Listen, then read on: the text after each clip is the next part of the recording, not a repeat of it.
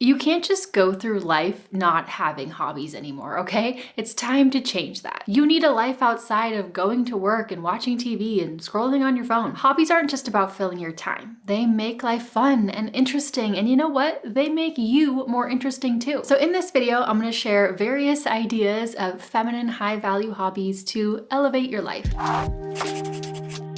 Hey friend, welcome back. If you're new here, my name's Jills and I help women step into their power, tap into their divine feminine, and become their best self, live their dream life. So if that's something you want to do, you should subscribe and stick around. And in case you want more from me besides just my YouTube videos, you can also check out my deep dive feminine energy course or any of my other digital products like my Notion templates. They are all linked down below. So hobbies are an essential part of living a fulfilling life. They're a way we can romanticize our life, add in that magic, and break free from monotony. Like if your every single day is wake up, eat, go to work, come home, eat, watch TV, go to bed. If that is your life every single day, it is time for a change. You cannot keep living life that way. But here's something important though. A high value hobby isn't just about looking cool or impressing other people. It's about finding something that truly brings you joy. A high value woman does not pick hobbies based off of what she thinks is gonna look cool on Instagram or what she thinks will look impressive when she goes on a date. She honors her own interests. She leans into what excites her and actually owns what she is passionate about. And that is what makes her truly interesting.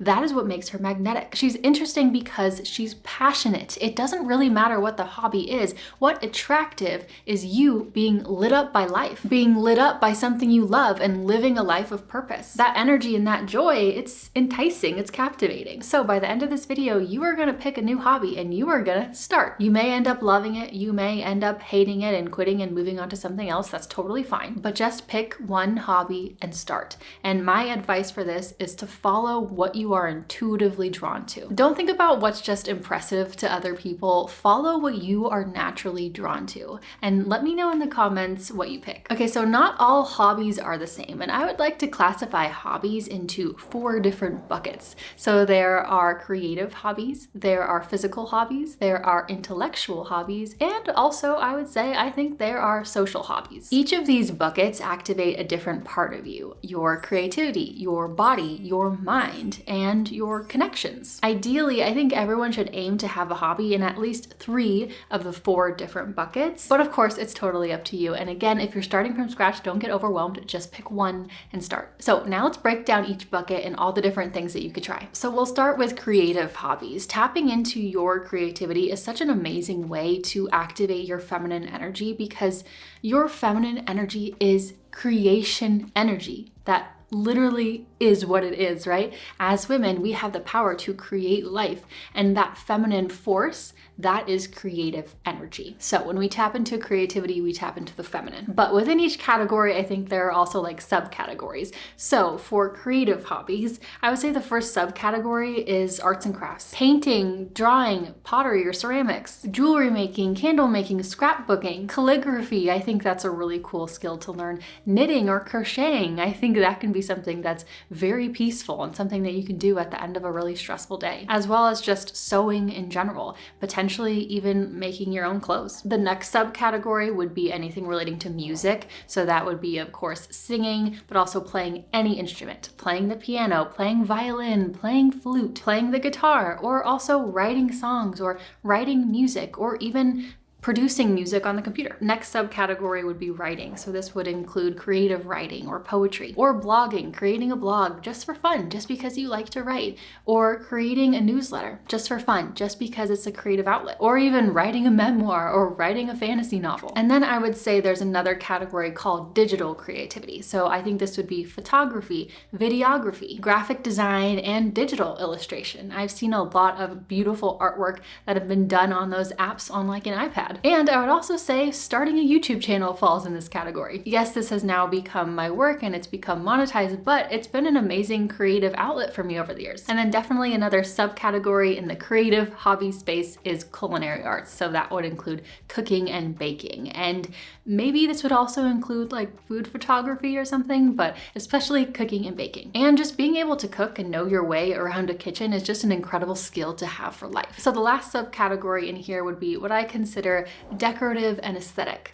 So flower arranging, interior design, fashion. Yes, fashion can be a hobby. That doesn't mean that you have to spend money and shop all the time, but fashion can still be a hobby. And I would also consider DIY home decor projects. So there's a lot to choose from in that category, but just maybe something relating to art or music or writing or cooking or anything along these lines. But follow your heart. Follow what you naturally feel the urge to create and what you naturally feel like you want to beautify and what you want to bring to life. And next are physical hobbies. These are personally my favorite because they really get you out of your head and into your body, which yes, is very important for feminine energy. But also I feel like this is just very important for me personally because I can have a very active mind. So I have two different subcategories in this one. So the first one is movement and sports. So this could include anything like dancing. Dancing is incredible for tapping into your feminine energy. It's one of my favorite forms of movement. Sometimes I'll go to an actual dance class, and a lot of times I just dance here at home alone. The cool thing about dancing is that there's so many different types of dancing, right? There's hip hop, there's lyrical dance, there's belly dancing, and there's also ballet. Even if you're not going to actual ballet classes, you can go to bar types of workout classes, and that can still kind of tap you into that energy. But also tennis or golf, really anything that you can wear a cute outfit to is a huge plus in my opinion. There's pickleball, Pilates, ice skating. You can be a cute little ice princess. I actually did ice skating for a bit and I loved it. The only reason why I didn't continue was because the ice skating rink was so far away from my house and it just was not worth the drive to me. So I ended up stopping, but if that was closer to me, I would have kept doing it. It just feels so magical. But also running or even just like hitting the gym in general, that can still be a hobby. Surfing, paddleboarding, kayaking, it's all incredible for your body. Skiing or snowboarding, or even things like aerial sports. I haven't tried anything like that personally, but it seems very fun. And lastly, I would say horseback related sports, which are very fun because you get to work with animals, but I will say they are a bit more expensive. But then the other subcategory I would say is adventure and outdoor. And I would also include horseback riding in this one, but from a different perspective. You can do horseback riding as a sport where you are like learning to jump over things and taking it more seriously, but then you can also do horseback riding from a very calm, leisurely perspective, right? You can just ride a horse slowly through nature and not really have to direct it as much. I would say that that's less of a sport and more of just like a nice outdoor activity. But then another wonderful outdoor hobby is gardening as well as hiking or even just walking, just walking on nice asphalt paths. It doesn't have to be through, the mud and everything. It could just be going on nice walks outside. I do think that when you have like a good physical hobby that you really love and you really enjoy, another plus to that is that it can also help you stay healthy and stay in shape. Now, the third category of hobbies are intellectual hobbies, so great for stimulating the mind. Now, I would consider there are three different subcategories in the intellectual hobby category. So there is learning,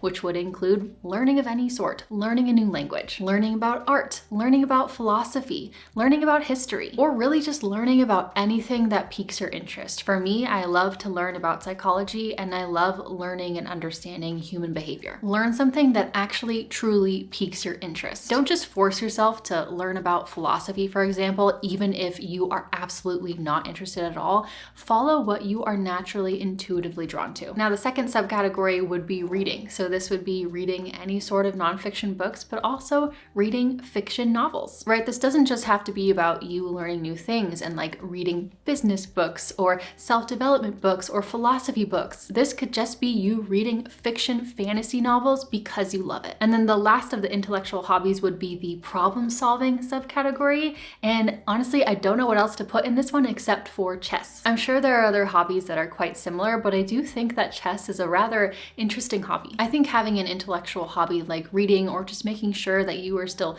learning things as an adult is really important, because if we are not actively working our brain, then sometimes we can start to like lose some good function in there, and we can sometimes start to struggle in conversations, and we're not as easy to talk to. When we're a kid, we're always learning new things, right? When we're in school, we are always learning new things. We're forced to. But then when we become an adult, all of that ends. That learning has to be a choice on our part. And you can easily tell the difference between people who keep learning as adults and people who don't. So I feel like that covers most of it, but I also believe that there is a fourth category of hobbies that I would call social hobbies. So basically hobbies that connect us with one another. So I would say hosting is a good social hobby. I would also say travel is an incredible social hobby. Even though travel can be a little bit expensive sometimes and we probably cannot just be traveling all the time, it's still a great hobby to have and it can make you a more well-rounded person in my opinion. And lastly, I would say volunteering of any kind. Volunteering at animal shelters or volunteering in your neighborhood. This connects us with one another and it's just an incredible thing to do. I think ideally it's great when you can combine a hobby that you really love with a social aspect. So maybe you love to dance, so that might mean that you go to some dance classes to do it with other people. Or maybe you love to read, so you start a book club. Or you want to learn a new language, so you go to an actual class, an in-person class with other people. Or you like to play pickleball, so you do it with your friends every Sunday. You know, it's good to have good quality alone time, but it's also so important to connect with other people. And especially being a more feminine being, we naturally crave connection and prioritize connection and relationships more than the masculine. It's very important to us and very fulfilling to us, so figuring out a way to turn your hobbies into more social activities is a great thing to think about. And that is it. Let me know which hobby you're gonna start this year or which hobbies you already really currently enjoy and love to do. For me, I love reading, I love walking, just walking outside, I love dancing, I love writing, and I got a lot better at flower arranging last year. I used to be very bad at it, but I got a lot better last year. But this year, I wanna try tennis. I don't know why, I just really wanna try tennis, so I put it on my vision board and I'm gonna give it a go. I think it's partly because the tennis outfits are just so cute. Now, if you wanna keep elevating your life and become that girl, whatever that girl means to you, then I highly recommend you check out this video, 7 simple life-changing habits to become that girl. I really think you're gonna get a lot of value from it. So I will see you over there, or I'll just see you next time in my next video. Thank you so much for watching. Bye.